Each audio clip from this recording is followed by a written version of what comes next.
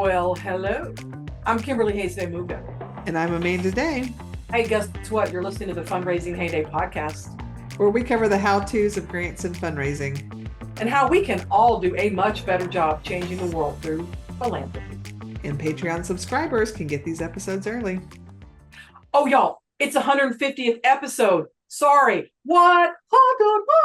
I should have led with that, right? It's the 50th episode of the Fundraising HayDay podcast. So, as Amanda said, if you can't get enough of that HayDay stuff, come on down to our Patreon. We have started our Patreon community and it is growing and we're excited. What is Patreon, you may ask?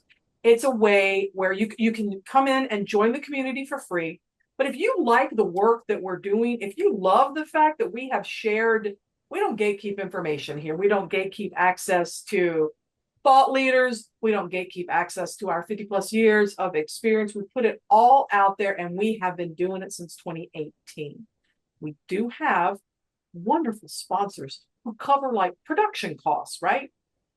Websites, emailing, all sorts of sound engineers, all sorts of things. Yeah.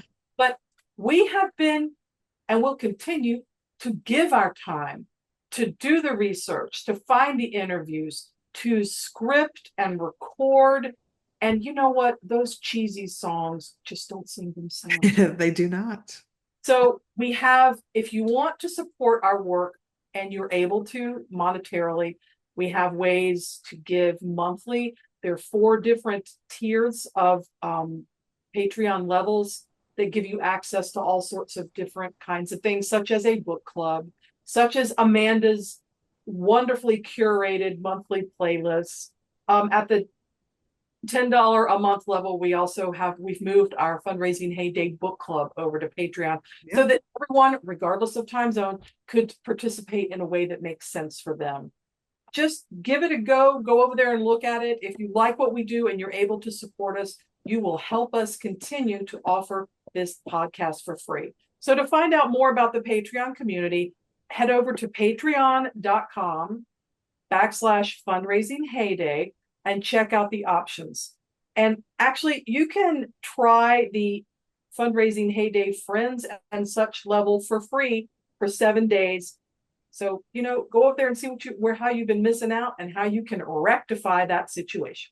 Absolutely. So yeah, at all the tier levels, you get that monthly playlist that are tons of fun, which I do say so myself. I have such a fun time putting together, thinking of the theme, thinking of what songs, and they're always about an hour and a half worth of music. So you need a little uplifting tunes to get you through your day. You might want to join it. That's the $5 a month level. It's a great way to support the podcast. And you also get access at that level. You get access 48 hours earlier to each episode. Exactly. You could be talking about this interview we're about to share with you. You could have heard it 2 days earlier than all your friends, and you could have known firsthand. So we really are excited about today's interview and the fact that it's our 150th episode, which just blows my mind. But we recorded this interview during the 2024 Grant Summit powered by the Grant Professionals Association. We had the pleasure of speaking with John Hall. At the time, he was the VP of Marketing of Zoom Grants. I believe now he's moved on to do some other things. But Zoom Grants has long been a sponsor and supporter of the Grant Professionals Association. John himself is an award-winning storyteller and motivational speaker. Before working for Zoom Grants, he held 2 different VP positions and a GM, general manager position with Madison Square Garden, like get the Madison Square Garden, as well as some senior executive positions with the National Football League, the National Basketball Association, and the National Hockey League. John is always seeking a sustainable mission of leaving the room a better place and to impact people in a positive manner. Now, a reminder that our interview with John was recorded during the conference in the exhibit hall, so there's going to be a little bit of noise going on, but that didn't stop John's enthusiasm from coming through. So listen, y'all, we are thrilled to have Kim Joyce and Associates returning as the season 8 sponsor for the first half of our season 8, which is crazy. CEO Kim Joyce and her team are celebrating 15 years of success with new service lines, all while expanding the depth and the breadth of their existing services. Kim is joining us to talk about trends in the field and more with a mini series that you'll hear at the beginning of each of the 12 episodes that Kim Joyce and Associates are sponsoring this season. Kimberly and I always say that grant management is often more challenging than grant writing. Would you agree with that statement? I would say that they are both challenging in different ways. Okay, fair. Different ways, yeah. And there's different skill sets, right? With writing a grant versus managing a grant and having, that financial lens and making sure that we're following all the rules and regulations and, everything new and to CFR 200. So I think they can both be challenging in different ways. Fair enough. Fair enough. To find out more about Kim Joyce and Associates and their many incredible service lines, visit kimjoyceandassociates.com. They are a one-stop shop for all your grant-related needs.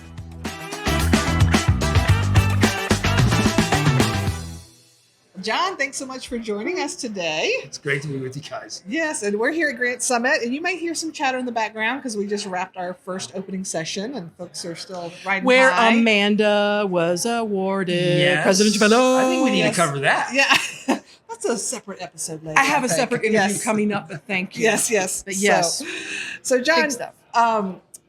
We've interviewed a ton of people in the grant profession, and True I think that. you're probably the first we know that's a former executive with the NFL and the NHL and the NBA. How on earth did you go from that to grants? Because we love everybody's grants origin story. That's quite an origin story. I Yes. think. Well, I when I left the sports business, Yeah.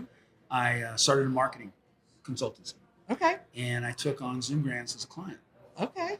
and it developed into more than just a client. It became a company I really enjoy working with. I enjoy the people. I enjoy the people that I get to work with in the grant industry, Yay. and it's become part of my life. Yeah. So I know it's a unique transition to go from the sports and entertainment industry into the grant industry. Mhm. But here's the cool thing, and you guys know this. Every day we get to make a difference. Yeah, Right? it's true. Every single day. And I know with our platform, with Zoom Grants, we're impacting literally 1 million people a year are true. benefiting from what we do. So it feels really good. Yeah. It feels incredible. Yeah. Very cool. Also, we do say that grant writing is not a solo sport, which is probably the only sports analogy you're going to hear from me. I'm sorry, it's not my area of expertise, but I mean, Yeah, it's it's true. true. It's Yeah. true. The more successful agencies are the ones that have not just one person sitting in the corner writing grants, but getting everyone involved, including the people they serve. So yeah, that's about it for sports metaphors for me. Amanda could. If it's football, I can talk football. I with got you. a feeling Yes. Yes. it might pop up during Yeah. this conversation. So, based on what you've just shared, it is no big surprise that you are leading a workshop here. So, we're recording this during the Grant Summit in 2024. Y'all will be hearing it in 2025. But your topic is, and I want to make sure I get this right, coaching up, passionately sharing winning strategies. So, why is it that professional coaching has been highlighted as a kind of strategy for grant success? Well, if you take football analogy, Okay.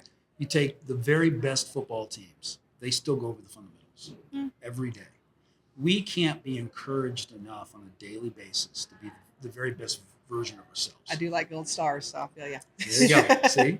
So in coaching up, and I do this at conferences all across the country for executive retreats, for Chamber of Commerce. It's all about personal and professional enrichment. When you have the opportunity to impact somebody on a personal level, take it. Yeah. Because we have the ability to do anything and everything. Yeah. There's so much potential in everyone.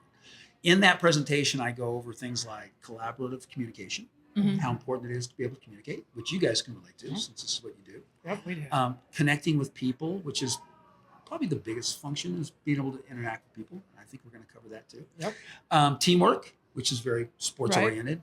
I have a session on gifts and doubt, imposter syndrome, talking about how each and every one of us are gifted, but we all deal with doubt.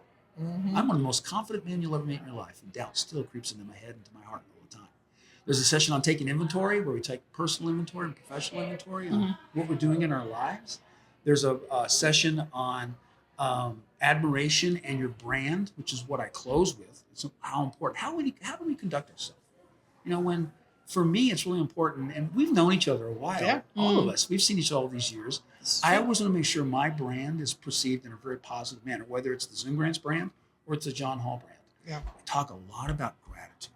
Right. How gratitude literally rewires the brain to be happier and executing gratitude. And a lot of that has to do with who I am as a man, who I am as a man of faith, being able to exercise those things that just make the people around me feel a little bit better. Yeah. A new topic that I've started to come up with now, I saw recently, it was an interview on being authentic.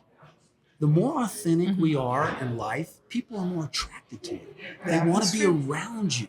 So those are the things that I discuss in Coaching Up, and I love it. I love it. Well, you can tell that you love Yeah. it based on that. Nice. Well, and I think imposter syndrome is something we have talked about excessively with. There's so many female-owned companies that are amazing, that are dominating this field. You've got Kim Joyce and Associates, you've got Boyd Grants, you've got Diane Leonard, Grant Writing and Associates. That we, from the outside, we're looking at them going, they are killing it. Yeah. And then you talk to them, they're like, I feel like I don't just, they'll tell you, like, sometimes I wonder if I know what I'm doing. And I'm like, you're doing amazing. Yeah, it's But, not I mean, it's not a humbleness. It's more like I'm not doing it right. And I'm like, it looks like you are. You're doing it really right. It's like the duck in the water, right? Yeah. Right. It's all calm. Yeah, and top, underneath down it's like, below. oh. Yeah. So that's something I think most people in this profession struggle with. Yeah, doubt will it will kill more dreams than failure ever will. And there's such a big difference between doubting yourself but being open. Like, you know what I mean? You can be so overconfident that you're closed off to any learning change, any sort of learning and change. But that's not what we're talking about here. Yeah. We're talking about people No. who are just like, what? I'm just not doing this. And it's like, but you are. Yeah, you really are. So, well, one of the things you mentioned was connecting with people, Yep. and that really resonates with me because that's I love people. I love connecting with people, finding those connections. So, how does relationship building and emotional intelligence play into everyone's personal and professional journey? Well, there's IQ, which we all know what that is. There's AQ, that's acquired intelligence, the things we learn. Okay. There's TQ, which is technology now. This becomes a part of it. How well do we acclimate fair. to technology? It's important in our daily life. Yeah. But the real superpower is EQ, emotional intelligence.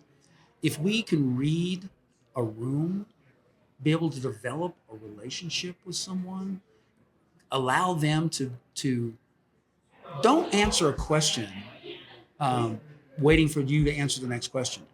Listen to what they have to say and try to understand instead of reply. Yeah. When you do those little things, all of a sudden you start connecting with people. You start developing a relationship. Business, and I do talk about business. It's not just all about personal enrichment. The number one reason a person buys a product or service is price, cost. Number two, relationships. If we develop relationships with people, it enhances our business, it enhances our personal life, it enhances our family life. The greater we can connect with people, the so much richer we're going to be in so many different ways. And so when I do Coaching Up and I talk about these things, I actually have a whole segment through each segment where I get everybody to say, heck yeah. And I ask everyone, I said, when it comes to collaborative communication, how about a heck yeah? And the whole crowd goes, heck yeah. And I also ask in the very beginning, I want you to pull one nugget out of what we're going to talk about today. And by the way, I don't talk to you, I talk with you. Yeah. That's part of collaborative communication. Sure. And I'm not going to tell you something. I'm going to share something with you. Yeah. Little subtle things that allows us to connect with people, to collaborate in communication. So, yeah, I love connecting with people. And it really is my mission statement for me, my sustainable mission, is to leave the room a better place. Yeah. Even matter of fact, on my LinkedIn profile, the last thing it says, always seeking a sustainable mission. If I can leave the room a better place, then I've achieved something that is worthwhile. Yeah. Yeah. Very That's true. Yep. Fun fact, I don't know if I've told you this story. John and I have a connection.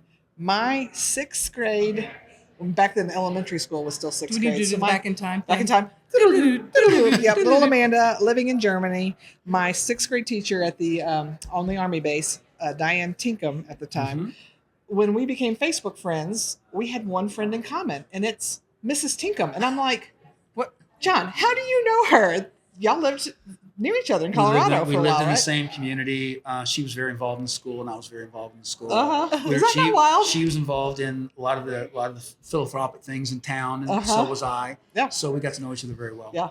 It's a I small mean, world. it is, but it isn't when it comes to you because you've lived in so many places and your passion is for connecting people. And I'm just like, she's gonna know in any given room, we will, or any store, any restaurant. I'm like, yeah, there's gonna be somebody's aunts, cousins, dog walkers. Way less than 7 degrees. Yes. Yeah. Yes. Yeah. It's 6th grade teacher. You It's know, the 2 something degrees of Amanda, of Day. I like it. I would love to circle back for a second Mm-hmm. to talking about gifts and doubt. Mhm. And because we had, we were talking about how a lot of female business owners in particular, I'm sure men too. Yeah. It's just our direct experience with some of our colleagues. They experience this, they're gifted, but they experience all this doubt. Can you sort of help our listeners understand how those are connected and how to break out of that cycle of doubting your gifts? Sure. First of all, let me take a step back and share why I started doing that. I do a lot of emceeing events. Yeah. And I was doing an event for many, many years where I was the MC for the Day of Kindness. And I would Nice. speak at the high school. And my goal was always to reach out to the kids. Because when you're an older guy like me with silver hair and silver beard, and Nothing wrong with that. and you've got a whole bunch, love it. You've got a whole bunch of teenagers in an audience, about 600 of them. How do you get their attention? Yeah. So I started talking about gifts because I was really trying to connect with those kids that felt disengaged. Right. Because unfortunately we had we had an issue with young people taking their lives. Yeah. So I was really trying to connect with those young people in the audience that maybe felt a little disconnected. And I would use all these different ways they could be gifted, like off the wall stuff, how they could be gifted. That made me really think about just everyone, Right, adults. And we're all gifted in different ways, but we're all dealing with doubt. I mean, there's so many ways that doubt can mess with your head and your heart. And so I would talk to these audiences and I would talk about their gifts, but then I'd say, I also know you're dealing with doubt. And you know how I know you're dealing with doubt? Because I deal with doubt. I deal with it all the time. So they're looking at me as this former executive with the NFL and all this stuff. How can he deal with doubt? If he can deal with doubt, maybe it's okay for me to deal with doubt. So when I deal with an audience, we dive into doubt. We dive into imposter syndrome. I know the day that I walked up to Madison Square Garden when I first started working with them, I looked up and went, what am I doing here? I can imagine. hello. This is where you go for concerts, not work. Right. I'm this kid from West Texas that, grew up in the oil fields. What am I doing at Madison Square Garden? It's just a great illustration that no matter what doubt you're dealing with or imposter syndrome you may be dealing with, focus on your gifts and then utilize those gifts to the benefit really of others. Because if you do that, then you're going to end up, what is the gift? The gift isn't giving. Yeah. So if you can do that, then you're going to end up benefiting from Right. Everybody else. Yeah. I think it's so important to help kids and adults even identify their gifts because sometimes they're just not even at that level yet. Yeah. We had dinner last night with one of the exhibitors, somebody you actually mentioned a little while ago, with their staff, their team. Yeah. And I asked everybody in the table. I said, "Okay, she had some new people join them. I said, tell us about you, since because we would have gotten our little segments on the table. We had a big table, so each person was able to offer a little bit about themselves, so we all got to know them a little bit better.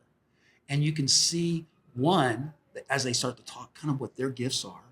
And then it allows me to exercise my EQ and be able to listen to what they're saying and then make a comment.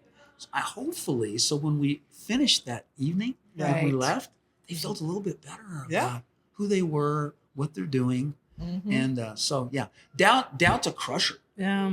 It's true. Yeah. It's true. Very true. Is it my turn for a question? It's your turn for a It's my question. Get turn in for there. a question.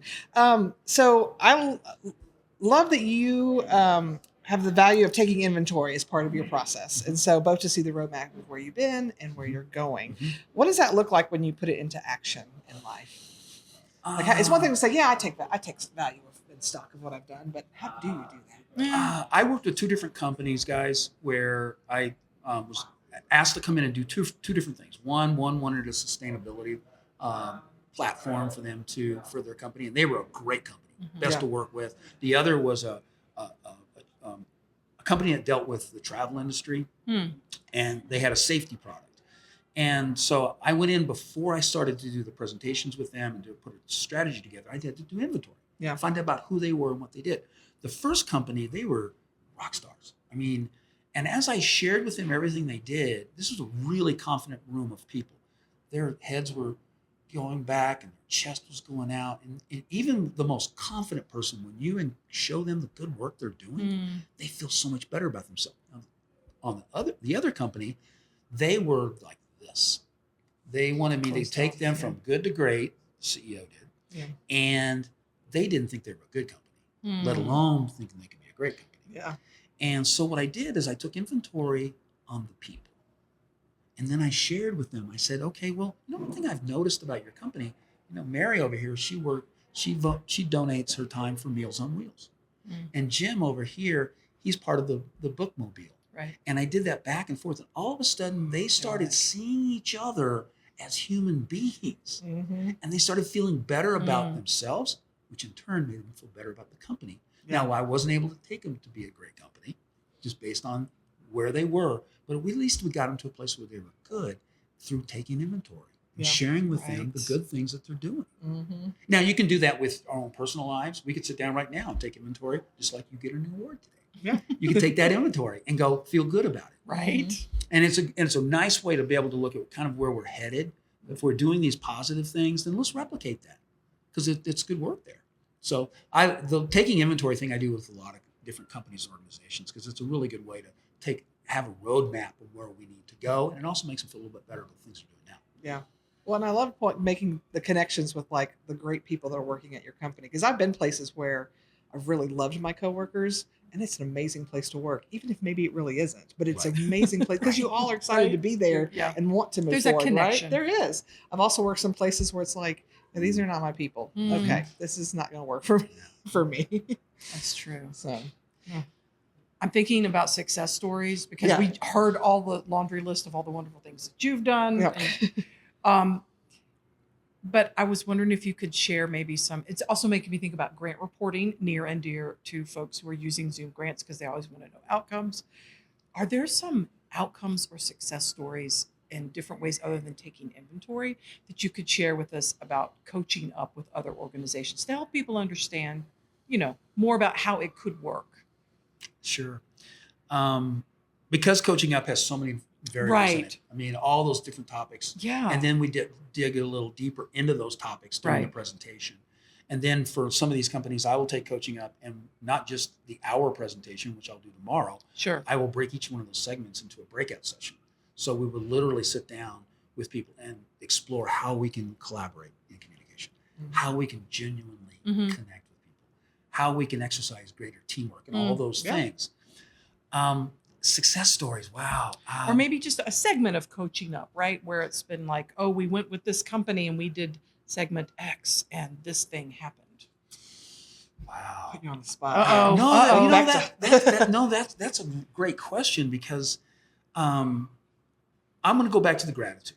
Go back to the What I gratitude. do is I talk about purpose and gratitude is a segment in it. And I talk about how gratitude will literally rewire our brains. That is true. And I ask people to start exercising gratitude. So now, remember in the beginning, I asked somebody to pull one nugget out. Yes. And so then later I'll get back with them and I'll ask, okay, what was the nugget that you pulled out of that? It's amazing how many of them people say gratitude. yeah. They go, I forget that I have so much to be grateful for. Now, how does that spin off into what we do in the grant industry? Mm-hmm. We do so many amazing things in this industry. We should be grateful every day. Yeah. I mean, bountifully Mhm. grateful. But sometimes we forget. Yeah. So it's good to be able to exercise that reminder of just be grateful for what you have. Mm-hmm. So that's where I think from a success That's- standpoint, each and every one of those segments, Mhm. Kimberly, there's been successes. Yeah. It would be hard for me to see. For me, it's always connecting with people. Sure. For me, that's my favorite out of the group. But I did a presentation with a company, and the CEO asked each one of their people to give me feedback. Now, I thought which segment they liked the best. I thought for sure they're all going to say connecting with people. Yeah. They didn't. Yeah. they literally, every one of them had something different they pulled out of it. One of the things that That's was interesting is with the connecting with people piece, I talk about how everyone has stuff. Everyone's dealing with things. And the sooner He's using the polite version of what I usually say. Thank you, Sean. Thanks for keeping it It's a PG kid-friendly and real. podcast. I will generally do that. That's perfect. That is yeah. perfect. Then I talk about how everyone has stuff. And as I scanned the room, there was a guy to the left of me that was part of their team. I could see his eyes watering.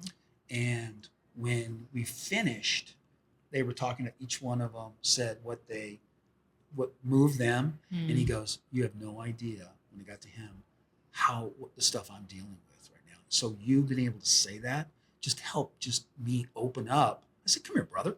I gave him this big hug, and I'm a hugger. Yeah. I gave him this big hug, and I said, man, you got this. And then the CEO pulled me aside and said, he is really dealing with some really serious stuff. So the sooner we can identify that people are dealing with stuff, here's the deal. Everyone is. Yeah. I think maybe it's especially hard for men to be that vulnerable because you're probably raised to be like, you got this. I'm thinking the NFL, not noted for its sharing, caring vulnerability. Am I wrong? Am I right? There's a little bit of testosterone I'm flowing. just thinking that's really not what's pushed on the field. So I think that's really important. It's always an important lesson to remember for me too, that can be the sort of the key that unlocks everything. If people could just get a little more in touch with that. I used to be kind of a hard guy. No. And then as I got older and I started to realize that there was so many blessings in our life that I started to soften up. And it's amazing when you, as a man, when you start to soften up, how people are even more drawn to you. Yeah. They don't want a hard edge guy. I mean, there's a time and place for it. And then, if there's discipline, if there's something goes sideways, you got to take care of something. Okay. But that's usually That's not not the every day. day-to-day. Thank goodness. No. It's usually No, not every day. exactly. So it's like Exactly. being able to access that. Yeah, that's amazing. I think that's hard work for a lot of men. A lot of men have difficulty with empathy and compassion. They're not raised to And do that's where the EQ comes into play. Yeah. People with a high EQ have a tendency to have greater empathy and greater compassion. That doesn't mean you're a softie. I mean, talk to my kids. They know dad. Yeah. I mean, there's certain things you do, you don't do. But if I can show a little bit more empathy to people, a little more compassion to people, then what happens is start connecting with them. Yeah. And then you start developing relationships. We've developed a relationship over the years. Yeah. And it's fun. Every time I see you guys, it's hey, so good to see you. I swear this is more like a family reunion you want to go to Yes. than some family reunions can be some places. I was going to say, family. family. Adam's family, Manson family, GPA family. Very different. All very different. Well, and all this kind of reminds me. So I mentioned living in Germany. So my family moved every 3 to 4 years of my life because my dad was in the Army. And by the way, thank you for your service. Oh, well, Army brat is a tough job, right? But my dad also, I mean, he was a colonel in the military. Like he was some serious, like my sister and I knew, like all he had to do was look at us and we were like, okay, hey. But at the same time, also such a compassionate person. I remember every time we'd move, especially the older we would get, it just got harder and harder to leave friends and boyfriends. And, you get involved in dance team and cheerleading and all these things. And every time we'd move, my sister and I would be moping around, because it always takes you a while to find your people again. Right. And my parents are like, look, this is the life we have. Yeah. There's no changing it, because the four of us are staying together. Your dad is always going to move. Yes, be sad, but also be grateful for what we had. Mm-hmm. And you can choose to either stay here and be miserable, or you can look at, hey, we've moved someplace new. Now we can meet new friends. We can try new things. We can learn new things. And that kind of taught me, like, sometimes you have a choice. And I'm not saying, your spouse gets cancer, your kid died. There are some horrible things that happen. I'm not saying put on a brave face and it doesn't be matter. all like fake positive. Yes, that's fake positive. That's not what I'm talking about. But, there are times when you just like, okay, this is the hand that I'm dealt. Excuse me. You can either wallow in it or, okay, this is what I got. So let's move forward. And so that was kind of how I was raised to do that. And so I really appreciate my dad and my mom for imparting those lessons. So. Well, when you walked up earlier and we talked, and I said, "This is the worst thing that happens to me." Oh, I know. I was like, "Hey, there's this thing. Let's check it out. Let's see what's happening." Yeah. Dun dun dun dun. Tap dancing, but One quick note on what you were talking about, all the moving is I've got to think that prepared you so many different ways in life. Oh, it really did. Yeah. It really, really did. Because change. I'm not afraid of change. I don't always look forward to it per se, but I'm not, I see some people like now, like the school gets redistricted and their kid in second grade has to switch to another elementary school. And I'm Crisis. like, dude, I moved to another country when I Oh, was that age. Like they're going to be okay. And It's gonna be okay. they're going to have change as an adult. Like you can't Yes. control that. And so Right. experiencing it as a child Right. really made me realize, okay, we're just going to go with the flow here. Right. So I Right. think I would have been a much shyer, a much risk averse person if I had lived in the same place my entire life. And I'm not saying that's a bad thing. My kids have lived in the same place That's their entire true. life and they've turned out okay. Well, we know you're not So shy. no, No. got over that real quick. So So this is just, I've just learned so much. I Thank know. you. I mean, yes, it didn't even, it's not even, it's like a conversation. Those are the best kinds of podcast episodes where it's just, we're talking, yes, you were sharing. It's not, yeah. and on to the next question. And what do you think? And what are the five? Yes. But I know we're nearing our time here. What if people are like, I've got to find out more about coaching up. I'm not coming to the Grant Summit. I can't, whatever. What's the best place for people to find you and find out more about what you're doing? LinkedIn. Okay. LinkedIn is really the best mechanism because every event that I'm doing an opening keynote next month because today's 31st in Kansas City for a conference. Doing coaching up for a bank on all their employees. I post everything where I'm doing it. Best way is to get me on LinkedIn. Yeah, If you go John Hall Zoom grants, because that's where I show. By the Right. way, one quick note: Yes. when everyone sees this, have retired from Zoom grants. Really? Well, The congratulations. Wow. At the end of the year, I'm retiring from full time. I'm still going to Sure. be doing some part time stuff. Yeah. And then I'm going to be doing a lot more speaking. Uh-huh. And Nice. very cool. really focusing on that and coaching up people. Yeah. Because that is my passion. Oh, obviously. That's so cool. Congratulations. That's exciting. Thank you. Yeah, it's gonna be fun. Mhm. So just find you on LinkedIn. Find me on LinkedIn. Yeah, we'll link it in our show Yep. notes too Yeah, to make it that'd be great. easy Sure. for That'd people. be great. That'd be Yep. awesome. And Yay. anybody can reach out to me. I Yeah. mean, He's not You're an kidding. approachable guy. Yes, I try to be. he really I is. try to be. Hey guys, thanks. Well, thank Thank you. you. I That's love great. being on the podcast. Yay. Thanks again to today's sponsor, Kim Joyce and Associates. If you want to learn more about their many service offerings, visit kimjoyceandassociates.com. That's KIMJOYCE and associates.com. Hey, we hope that you got to enjoy a little bit more of getting to know John and all his strategies, and also really talking about how sports can transfer over into grants. Not an area I'm familiar with. I'm talking about the team sport. The only team sport I'm really down with is actually writing grants. But anyway, work culture can certainly make or break an organization. I think he made a powerful point around that. So anything we can do to make it better is super helpful. Absolutely. We're honored you chose to spend time with us today. Join us again in 2 weeks because we have another great interview from Grant Summit. This time we're talking to a handful of marketing and language specialists who are sharing the power of inclusive language. And if you don't want to wait 2 more weeks, check out that Patreon. You can get that next episode a couple days early. Either way, we'll see you soon. Bye.